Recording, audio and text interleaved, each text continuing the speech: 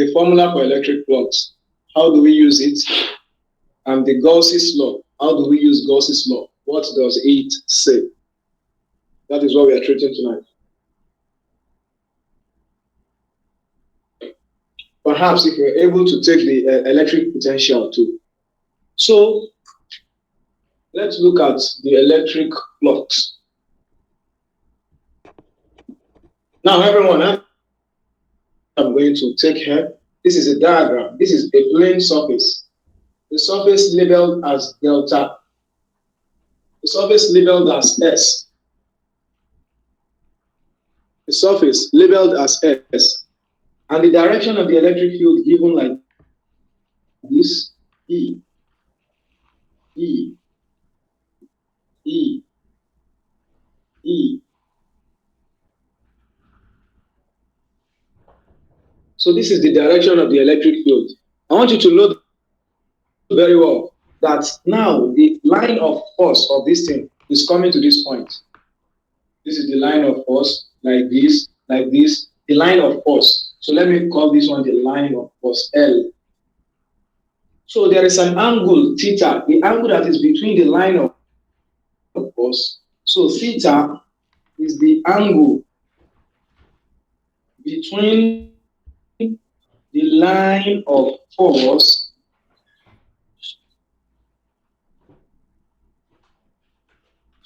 theta is the angle between the line of force and the electric field intensity. That is what we mean by this theta. The angle between the line of force here and the electric field intensity, that is the angle theta. So this is the S. The S is an infinitesimal representing it is a vector quantity representing the area of the surface. It is representing the area of this surface, while E is here also. So the integral of E, normally they said the line of force is directly proportional to the electric field strength. The line of force is directly proportional to the electric field strength. So E now, a given formula, that is the electric flux represented by phi. This is phi, Phi, is a Greek alphabet. So the electric flux represented by this phi is the scalar product of the electric field and the area. The area delta S is a vector quantity. The electric field is a vector quantity. So now, this is dot product. We call it dot product or scalar product. If I'm using times, it will be cross product or vector product. This is dot product. For those of you that passed through Math 103, I think you guys might have taken it in the course. So this is dot product. And the dot product of two vectors is actually going to give me a scalar. The scalar is going to give me a scalar. Therefore, electric flux is a scalar. Magnetic flux is a scalar quantity. We are talking about electric flux here, so it is a scalar quantity. So now, because of this dot, we have it somehow. We write the formula as the integral of electric field strength times cos the theta that is here. This theta, that is between the line of force and the electric field. So cos theta, I think I explained myself clearly that the theta is the angle between the line of force. The line of force comes here, and this is the electric field. If the electric field shifts to this side, that it becomes parallel with the line of force, then the angle between them will become 0. If it is perpendicular with the line of force, then the angle between them will be 90 degrees. If it is on a straight line with the line of force, then the angle between them becomes 180 degrees. So E cos theta, now the S. So this is the common formula for electric flux, everyone. E cos theta, yes. Where theta, they will tell you that it is either parallel. If it is parallel, so if the electric field is parallel, see, this is the condition for parallelism. If the electric field is parallel to the line of force, then theta is going to be equal to 0 degrees. So there's an electric flux there. Please, everything on the board is very important for you to note down. Everything on the board. So if electric field, if it is on the same line with the line of force, then theta is going to be equal to 180 degrees. That is, the electric field is facing here, the line of force is facing here. You know they are on a straight line. They'll give 180 degrees. But if they are parallel, then that means they are facing the same place. So they are not meeting. Lines are not meeting. Then the angle between them is 0. An angle is formed when two lines intersect or join.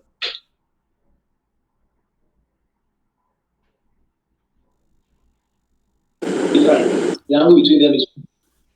But when the electric field is perpendicular to the line of force, look at the symbols. This is for parallelism. This is the condition for perpendicularity. So if it is perpendicular to the line of force, then theta is going to be 90 degrees. So if the theta is 90 degrees, then there is not going to be any electric flux between them. That is cos 90, and that will make everything 0. So am I talking to some people here with the information on the board? Am I making sense? All right. So again, I said the electric flux is given as the scalar product of the deltas ds and E, where S is an infinitesimal representing the area of the surface. So we can, because it is the scalar product, we write it this way. So cos theta will be there because it is the scalar product. It occurs like this in magnetic flux as well. Okay, I'm coming. So electric field E cos theta ds is the formula for, what's it called? What's this thing called? Flux, phi. So we said the theta now, if the electric field is parallel, if the electric field is parallel, that is, electric field is like this, and that same place, the line of force is facing there, definitely they are parallel, then the theta is going to be 0 degrees. That is that. Hope I'm making sense. If the electric field and the line of force, electric field and the electric line of force, if they are parallel, then theta is going to be 0 degrees. Then everything, the flux there is going to be the original flux. But if the both of them, like the electric field is facing here and the line of force is facing here, they are facing different direction, then the angle between them is 180 degrees. It will form a straight line. The angle between them is 180 degrees. Cos 180 is -1, -1. So, but if the electric line of field is here, and the electric field strength is here, then the theta between them is 90 degrees. Therefore, there won't be any electric flux at the surface. I think I've been able to explain the formula for electric flux.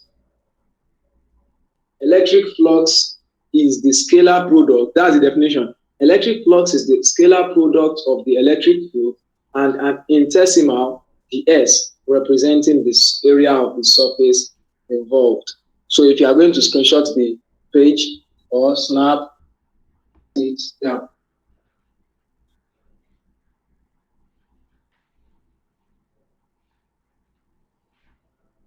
And if you have any questions, let me know.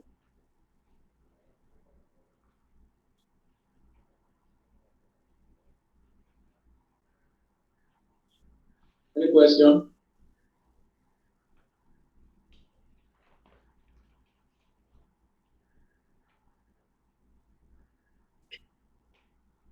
Okay, thank you. Yeah, good evening. Sorry, for the theta, are we working on with cos? Yes.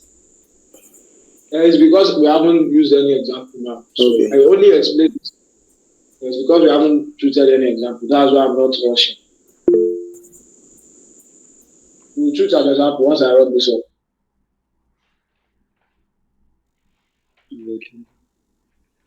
Okay. Please speak out.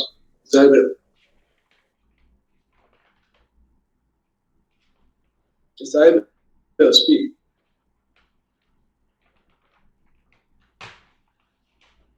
I summarize English, explain a bit, even when I want. Let me know if I can go together. I really can't hear you. Sorry, I said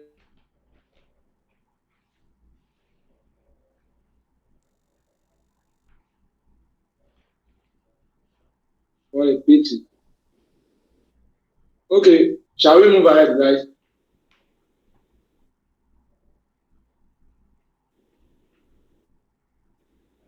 Okay, because we couldn't hear Mr. Gabriel. Perhaps he will ask a little bit. okay.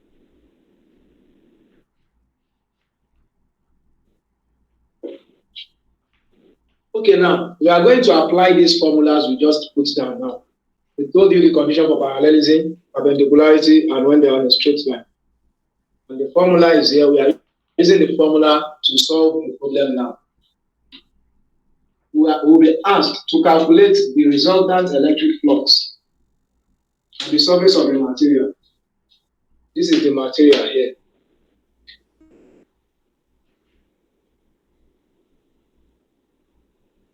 This is the material. This is the electric field at this point. This is the electric line of force. This is the electric field at this point. This is the electric line of force. This is the electric field at this point. This is the electric line of force.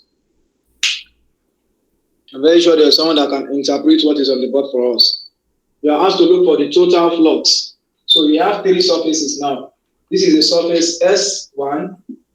This is another surface S2. The surface will be being from the top, and this is another surface S3. Those are the three surfaces we are concentrating on. So add it to the flux here, then to the flux here. That means we've gotten the total flux on the surface of the material. That means the total flux that is at the surface of this material. Once we know the flux around here, the flux here, and the flux here. Are we together, everyone, before we proceed? Okay.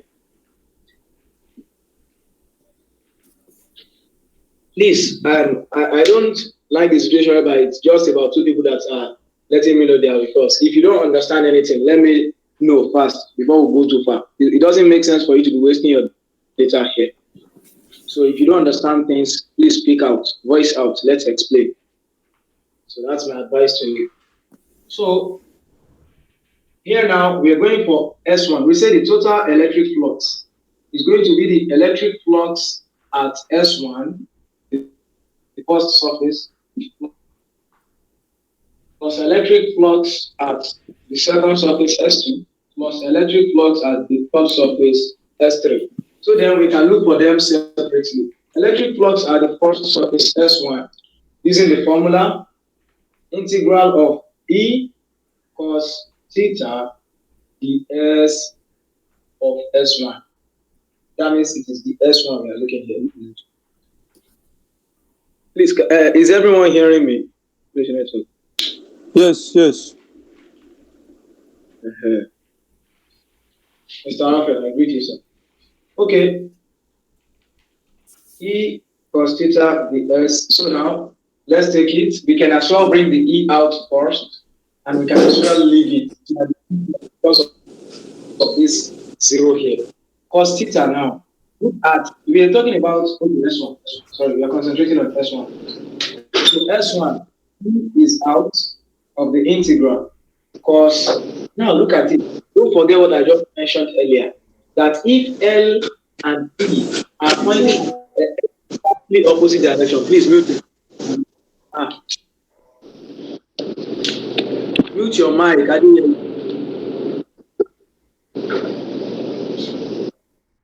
Hello, Prodigy, please unmute him straight away. We don't have time. Please, please, please. Just unmute him. Uh-huh. Thank you very much. So, to look for this now, we said, don't forget that if the electric line of flux is facing here, and the electric field faces an opposite direction, exactly opposite direction, then the angle between them is what? 180 degrees, because they form a straight line. So we can say the theta here is what? 180. So that is cos 180. If I'm making sense, guys, if you have any question, please ask. That is how my 180 is gotten. The angle between the electric field and the electric line of flux is 180 degrees. Electric line of the field. So the S means the area. I've been buttressing on that one since. That the S is representing the area of the surface we are concerned about. So what is the area of this surface? It is just a circle here. What is the area of a circle? Anyone here? I don't want to say that by myself. Pi r square. The area of a circle. Pi r square. Thank you. Thank you, bro. So a circle with the radius r. So the area is going to be pi r squared. So we can get rid of this. So we have, you can use your calculator, plus 180 is minus 1. So we have minus 1 times e pi r squared. 1 minus 1 times e pi r squared. So that is minus e pi r squared, newtons per coulomb, or let's write it this way, Newton meter squared per coulomb. So that is the unit of electric flux. The one is not there. You didn't put the one. What do you say? The one, you say minus one. It's like having minus 1x. You write it as minus x now. I don't have to put 1. Do you understand? Okay. All right, now that is the phi S1. That's the electric flux at this point. Let's look for the electric flux at the surface, at this horizontal surface here now. That's phi S2. It's going to be the integral of E cos theta the S at S2. That is E times cos theta, that is cos. Now we said if they make an angle that is right, that is perpendicular to, if they make perpendicular lines, if they are perpendicular to each other, that is electric line is here, line of force is here, electric field is here, then the angle between them is what? Exactly 90 degrees. So that is what we have here. This is E, this is L, so the angle between them is 90 degrees. So we say cos 90 degrees times the S. The S is representing the area of this point we are seeing. Area of this surface, area of the rectangle is length times breadth, irrespective of anything I use. I can as well use my ds because cos 90 is 0. It renders everything here 0. So even if I use length times breadth, if I use y times x, I'm still going to get 0. Please, if you are getting what I'm doing, let me know. 1, 2, 3, 4, 5, 6. Okay, Mr. Tochukwu, listen again. We said for the second surface, I'm explaining again, don't worry. So after my explanation again, if you still have a question, then you can speak out.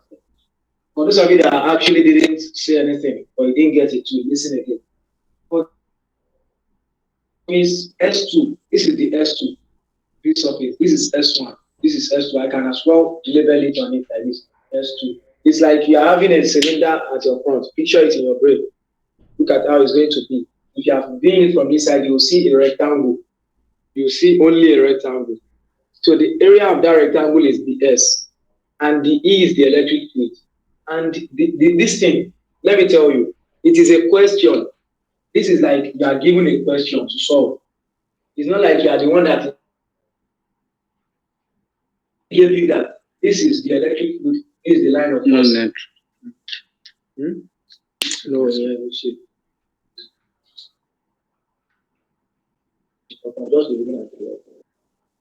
So we said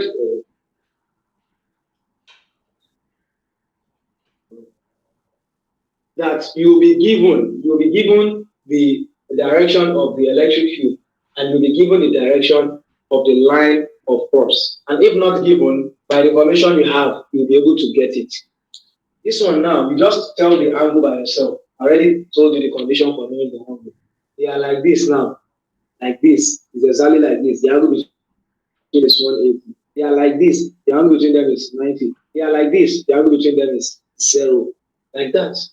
So now, as for the 90, we need E cos 90 degrees times the S. So cos 90 is 0. So 0 times E times the S is going to give us 0. So Mr. Tochukwu, that is how we got that. What's your question again if you haven't understood it?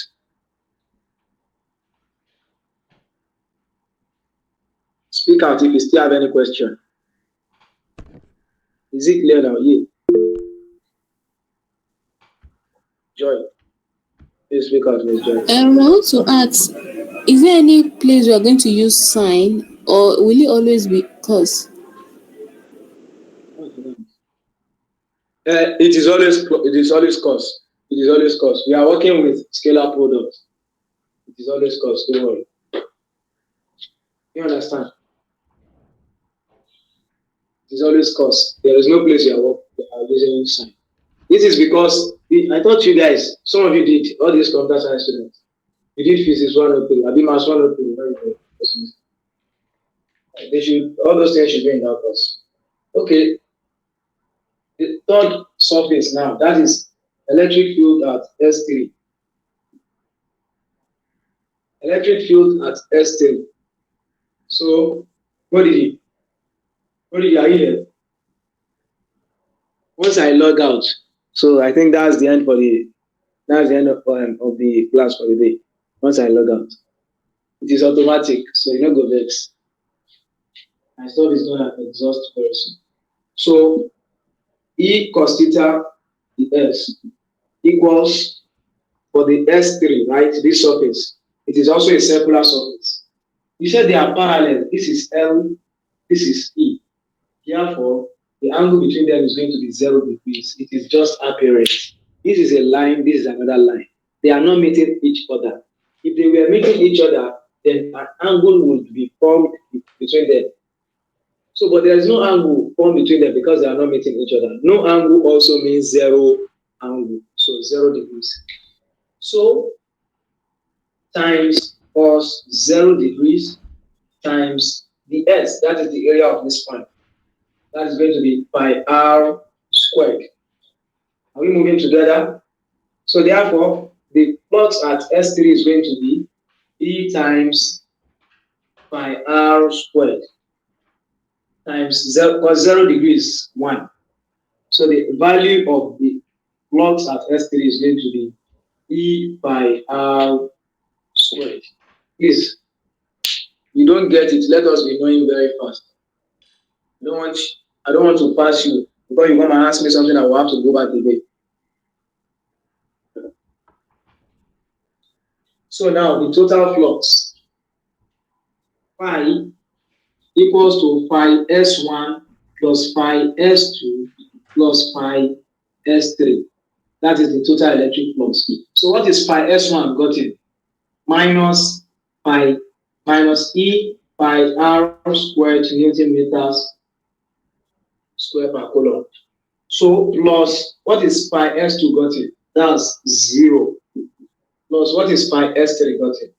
That is E pi r squared. So with this now, we should be able to deduce that there is no flux on the surface at all because minus E pi r squared cancels E pi r squared. So therefore, the flux is 0. Any question? The flux is 0.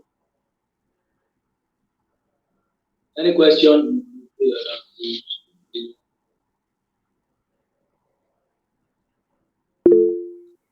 If you have any question, please let us know. Mr. Day, speak out. People are wasting. Ms. Joy, let's hear from you. Sorry, please, Ali. This previous something you just explained, can you please just do it again? Thank you. Five S3 or this one. Is it this total flux? The formula is given already. You said this ones you just added up. Okay. We said the total flux is going to be the flux at the first surface plus the flux at the second surface and the flux at the third surface. It's just the algebraic sum of the fluxes. So the flux at the first surface was gotten to be minus E by R squared. We did that ourselves and we completed the answer. So flux at the second surface was gotten to be 0. And flux at the third surface was gotten to be E by R squared. So we have minus E by R squared plus E by R squared. That is 0, like minus 1 plus 1. That is 0. So that 0 now plus 0 is going to give us 0. So the total flux at the surface of the material is 0 Newton meter squared per coulomb. That is how it goes. Ms. Joy, let's hear from you. Let's hear from you. Don't bother to raise your hand again. Can you hear me? I can hear you. I just wanted to ask for the unit at that 0. I told it. I mentioned it now. It's because your question was in your mind. That's why you didn't care. I mentioned it now. Newton meter squared per coulomb. Because it is 0, that's why I didn't bother to ask it. Okay. Because Okay. Thank you. So Newton meter squared per coulomb. That is, see, I already wrote it here. I've mentioned it here. And immediately I finished talking about it, I mentioned it. So the unit of electric flux is Newton meter squared per coulomb. And it is a scalar quantity. Electric field is a vector quantity. And the S is also a vector quantity. But electric flux itself is a scalar quantity. For those of you that are going to write something else in short, there it is for you.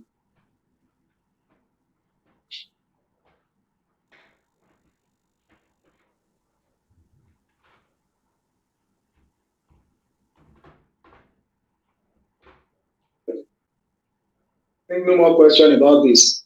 Shall we continue? Shall we go ahead? Yes. So now we've explained what we mean by electric flux. You've known the formula very well. Now listen to what we call Gauss's law. Gauss's law is a very simple law that is working in alternate to Coulomb's law. It could be used very easily to deduce the formula for electric field intensity at a particular point around the surface, most especially when it is enclosed. So let us go with it. There are two conditions for Gauss's law. Number one is that it must be a Gaussian surface. It acts around a Gaussian surface. A Gaussian surface means an enclosed surface. The surface must be enclosed.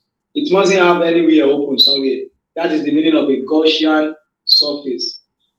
The law was stated by Johann Gauss. Gaussian surface. So it might be a sphere, it might be a cylinder. So far it is closed. That is what we mean by a Gaussian surface. So the law, a very simple law. If you are going to put it down, listen to my explanation first. This is a Gaussian surface. Let's say it's a sphere. And it has some charge Q enclosed inside it. Are you with me? You know, definitely there should be an electric flux around the material. There should be an electric flux around that thing that has a charge Q enclosed in it. That electric flux now, they are telling us that the electric flux will be as high as the electric charge in it. And if the charge was low, the electric flux would also be what? low. That is the meaning of Gauss's law. So Gauss's law is telling us that the electric flux phi at the surface of a Gaussian surface that is having an enclosed charge, the electric flux phi at the surface of a Gaussian surface that is having a charge Q in it is directly proportional to the magnitude of the charge. That is the meaning. That is Gauss's law. The electric flux is directly proportional to the charge. Say it that way. The electric flux around the surface of a Gaussian surface or around the Gaussian surface is directly proportional to the charge enclosed in the surface. That guy that stated the law is not that he did some special thing, God should forgive me. But when it comes to divergence and curve with the vectors, we will say he did actually a lot of work. But look at it. This is just some derivation for it or derivation. This is the flux, electric flux is equal to what? ES. Let's pretend we are working with a sphere as the best Gaussian surface. We all know that. So EDS. My E is the formula for electric field intensity. That is Q over 4 pi epsilon naught R squared times the S. That is the area of the sphere. Area of the sphere will be 4 pi R squared. Yeah. Now look at it. R squared cancels R squared. 4 pi cancels 4 pi. What am I left with? Q over epsilon naught. And the guy stated this as the law. It's gotten from an equation and he stated it as a law. So what we are saying in essence is that this electric flux phi is directly proportional to Q, and the constant of proportionality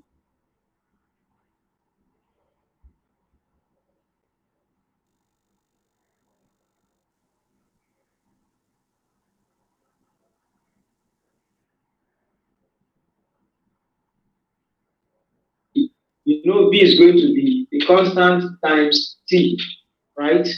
So now phi is directly proportional to Q. So phi is going to be the constant, which is 1 over epsilon naught times Q. So phi equals Q over epsilon naught.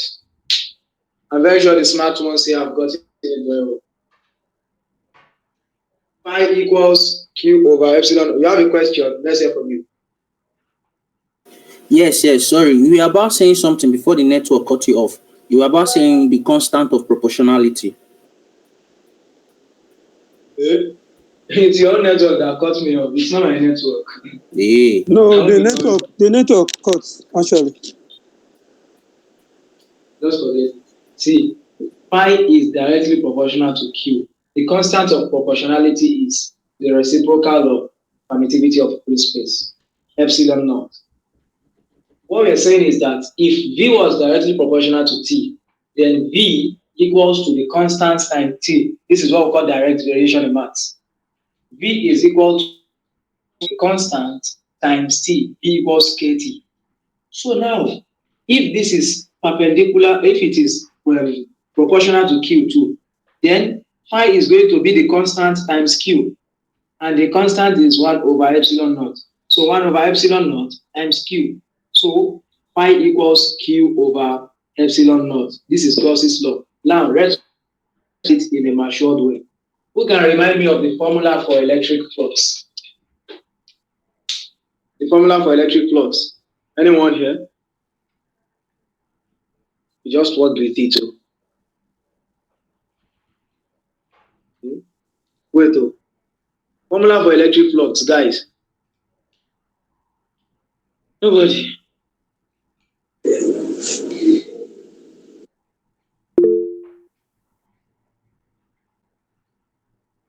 Yeah, say it. Joy, I will catch you here. But yeah, say it. I'm talking about Mr. Joy. Okay. I don't know maybe you can hear me because. I hear you. Just say the formula. Okay, electric flux equals to integer. Integral. Okay, integral.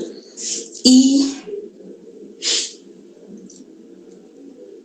integral E cos theta, integral E cos theta. Yes, dx. Yes. Thank you very much. So everyone, this is the formula. Thank you very much. So, we said this is Gauss's law. Electric flux is equal to the charge enclosed. Please try to be indicating that the charge enclosed over epsilon naught, because it is the charge enclosed in this material. So now we can use this thing to represent our own electric flux. Now here, let's use the formula. E is cos ds here. E cos theta times ds. Everything here is representing the electric flux. But because it is around an enclosed material, a Gaussian surface. Now look at this. I'm going to draw something like a circle that is closed on my integral sign. So equals to what? Q enclosed charge over epsilon naught. The very common Gauss's law. The very common way of representing Gauss's law. Please, did you understand my work, everyone? Please respond. I'm getting tired. If you didn't understand, let's know. If you understood, let's know, please.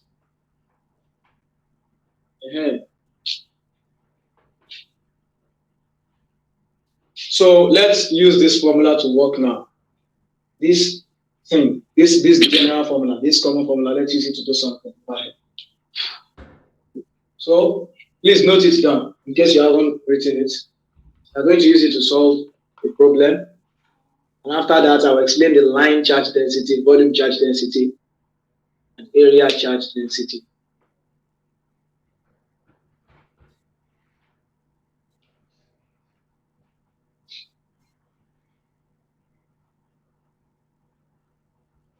Shall we proceed? Yes. Prodigy, where are you?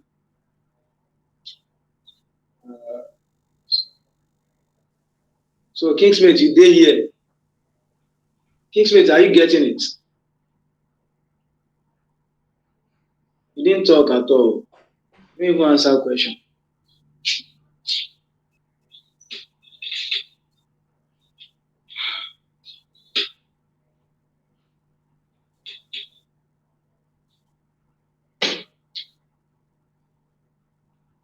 Okay, now.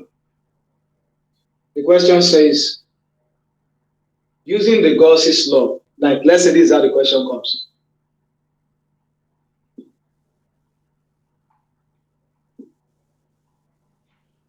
Derive an expression for the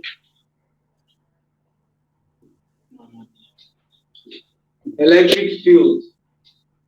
Derive an expression for the electric field around a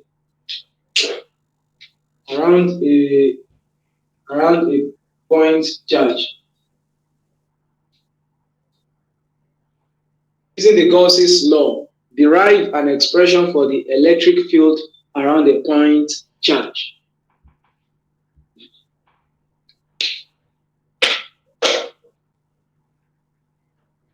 So if I were you, I'll be contemplating on what I'm going to do. First thing, using Gauss's law, write Gauss's law somewhere in your brain or on your book. Derive an expression for the electric field around the point charge. Look at the relationship between the electric field. Look at the relationship between the point charge. And simple, very simple. Let's go with it. You come here first. This is the point charge. The point charge is a charge that is as small as anything, like an electrode. Is a point charge. You come here. Me, I'm assuming the point charge is positive now. After this class, you can go on your own and go and assume that the point charge is negative. And let's see the answer you are going to get after my explanation here. You'll definitely understand it. So please note what I'm doing. This is the point charge here. The first step is to draw a Gaussian surface around it. I've drawn a Gaussian surface around it. The Gaussian surface I drew around it is what? Spec. a sphere with radius r. So I'll say radius of the sphere I drew. Let me use capital letter R as the radius of the sphere that I drew. And it is a point charge, right? We all remember line of force. What line of force is? Everyone, be very attentive. This is a point charge that is positive. The line of force will point radially outward. Am I making sense? Am I making sense? Yes. Yes. So radially outward. Radially outward. Radially outward. So this is the direction.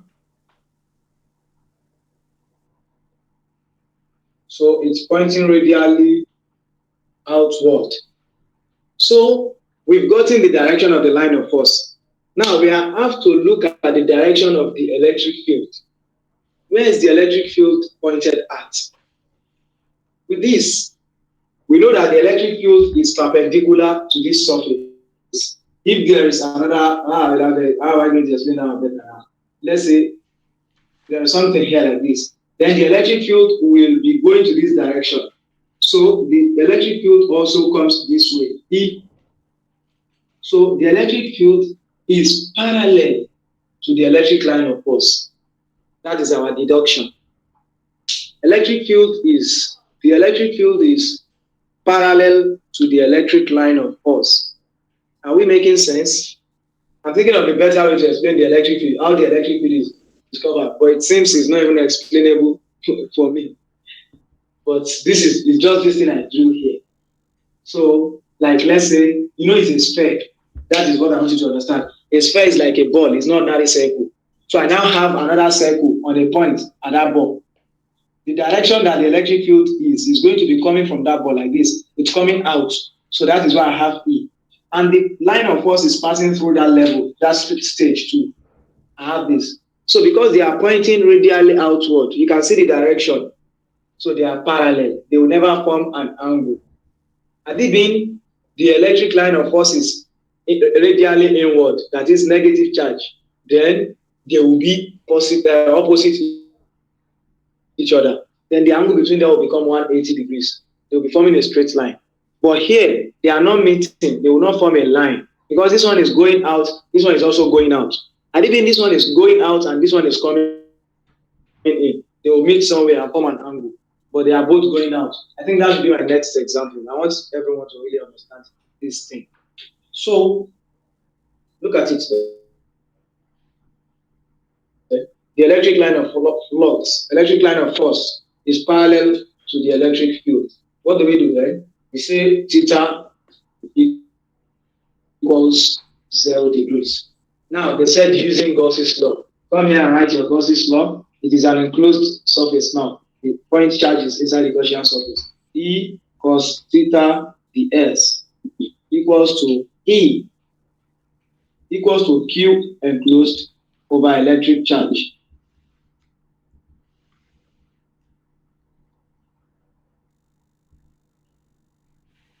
We are looking for E. We want to find the expression for E. We want to make E the subject of the formula. We do that E, which is the electric field, cos theta, that is cos 0 degrees, times the S means the surface area now. So surface area of the sphere is pi r squared. So here now equals to the charge enclosed over epsilon naught. So we have E times theta is 1 times pi r squared equals Q enclosed over epsilon naught. So we divide both sides by pi r squared, right? So E is going to be equal to Q enclosed over epsilon naught pi r squared. No, spare. Nobody reminded me. Nobody notified me. Exactly why I raised my hand. The formula for the surface area of the sphere. Area of the sphere is 4 pi r 4 squared. pi r cube. Exactly why I raised my hand. So, okay, I didn't know you were raising your hand. Thank you. Now I'm facing the problem. So now Q enclosed over Q over 4 pi epsilon naught r squared is equal to the value of E. If you are sure of yourself, you should know that this is the formula for electric field. So now what we are saying is that Gauss's law generates the expression for the electric field for us very, very easily. Instead of looking for the force first, using it to generate the electric field from the Coulomb's law, look at how Gauss's law does it very easily. That is the essence of the law. Though it's not for everything, you can't solve everything, but there are some certain things that Gauss's law will help us with. So E equals Q over 4 pi epsilon naught r squared. So we've gotten what they asked us to do. They said use the Gauss's law to derive an expression for the electric field. So, and this is the formula, electric field. This is the electric field around the positive charge. So everyone, are you getting it? Did you understand this working?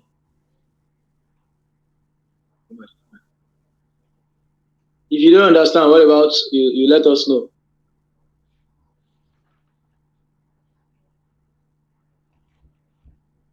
So please listen again. E cos theta ds is the normal formula equals to Q enclosed over epsilon naught. This is Gauss's law. We are not looking for electric flux here. We are using Gauss's law. Write the Gauss's law out. So we are looking for the value of E. We want to make E the subject of the formula. What do you do then? E is equal to Q enclosed over epsilon naught divided by cos theta ds. So E equals to cos theta is what? Cos 0. That is giving us 1. And the S is the area. The S is the area of the surface. That is 4 pi r squared. Equals to Q enclosed. That means the charge enclosed over epsilon naught. So we have minus 4 pi r squared equals to Q over epsilon naught, and E equals to, we divide both sides by 4 pi r squared, because we are really looking for E, and E times 1 is E, so I don't need to be dividing both sides by 1 again. So Q over epsilon naught times 1 over 4 pi r squared. That means I've divided both sides by it. So I have Q divided by 4 pi epsilon r squared. So that is the value of the electric field that it asks us to look for.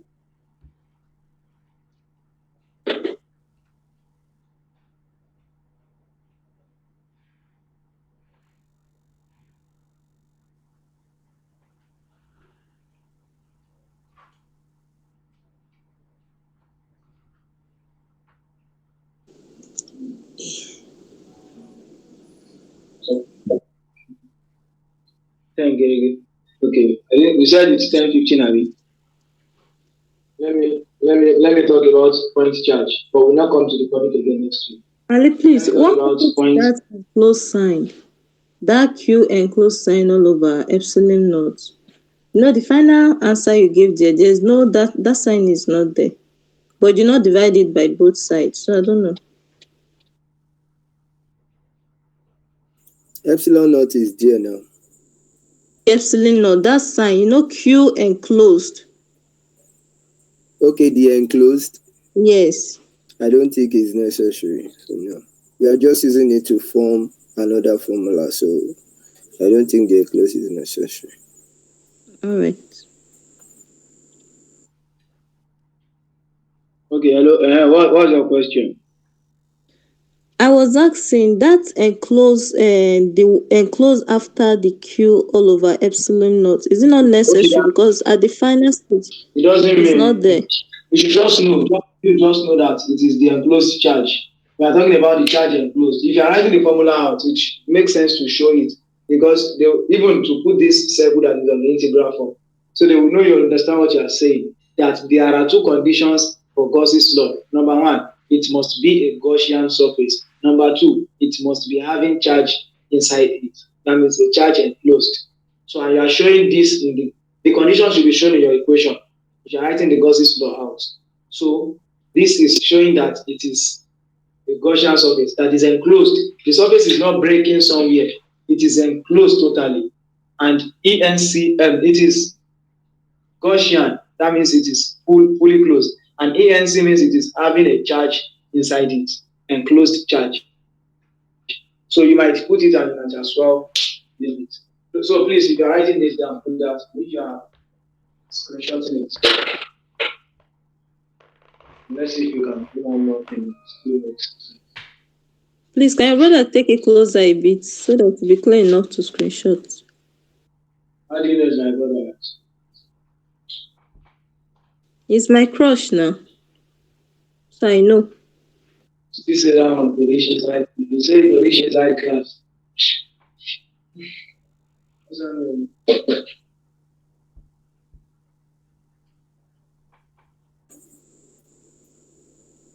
Okay.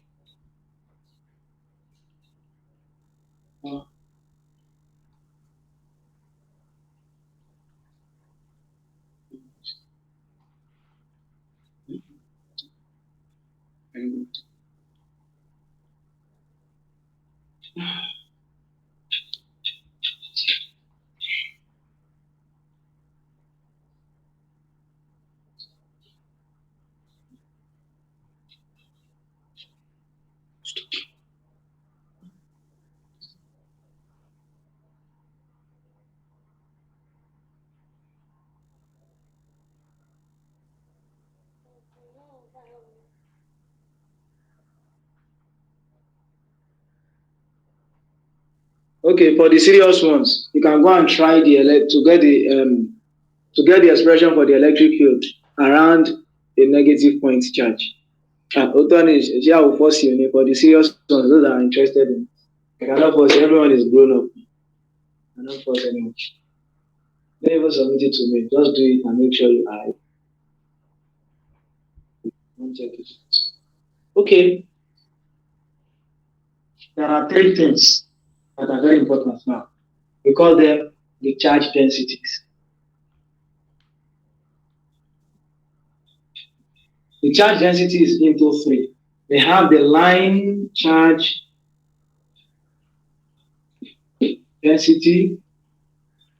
We have the volume charge density, and we have the surface charge density.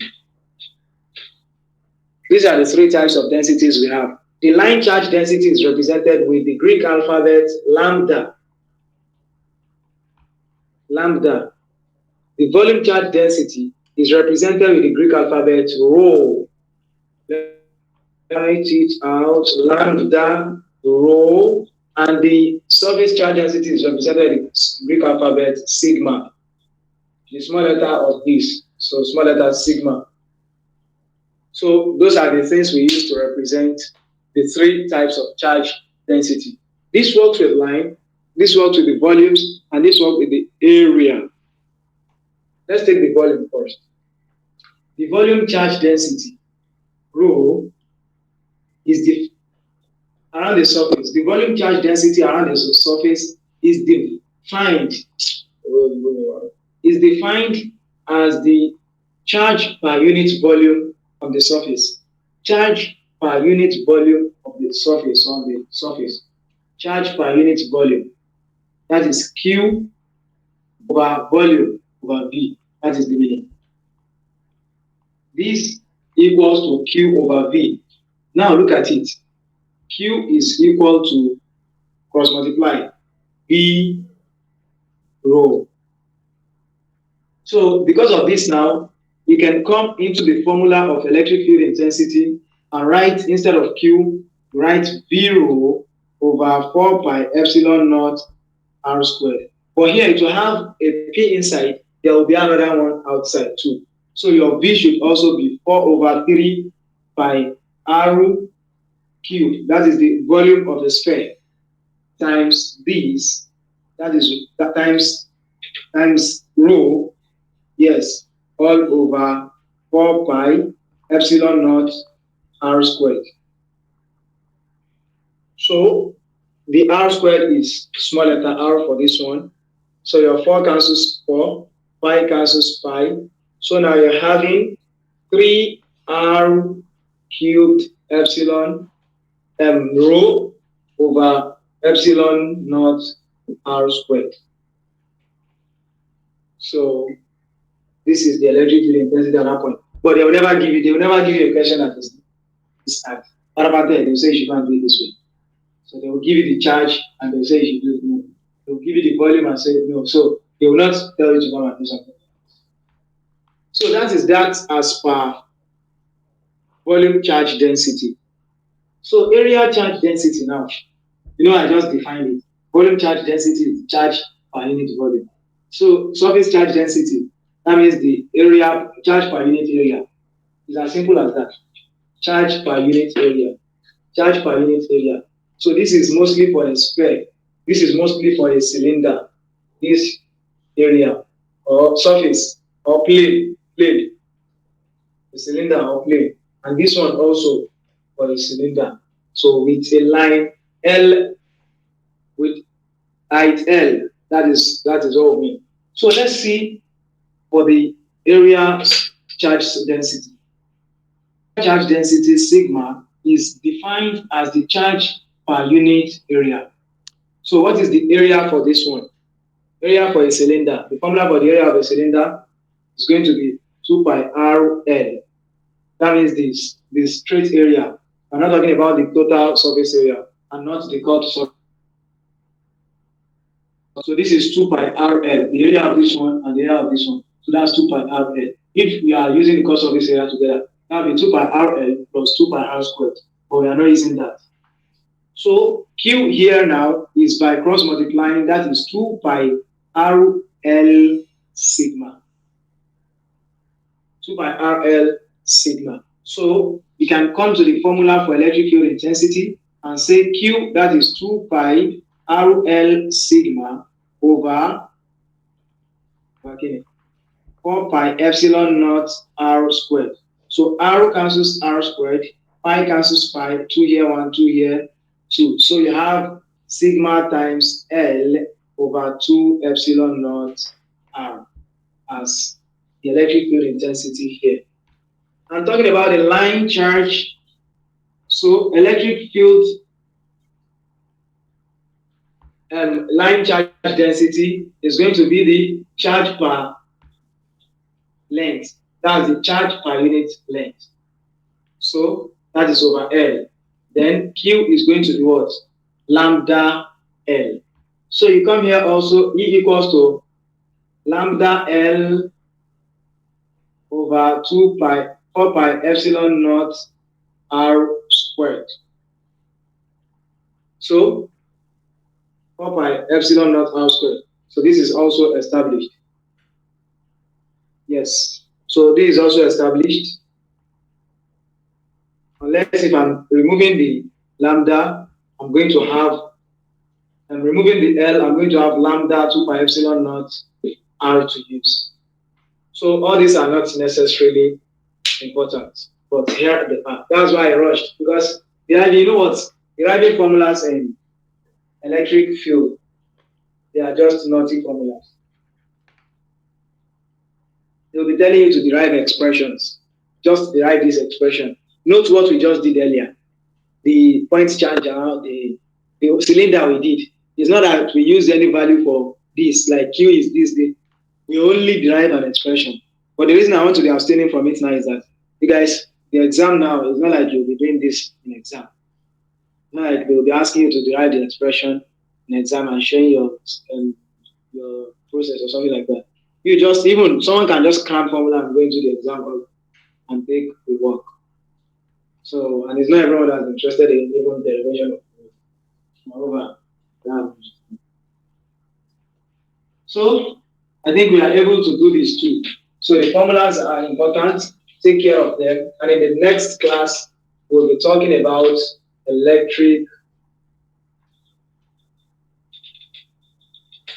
potential.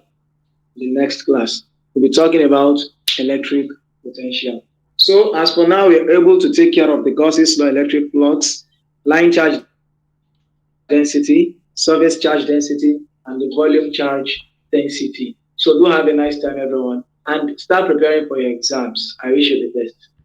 Have a nice time.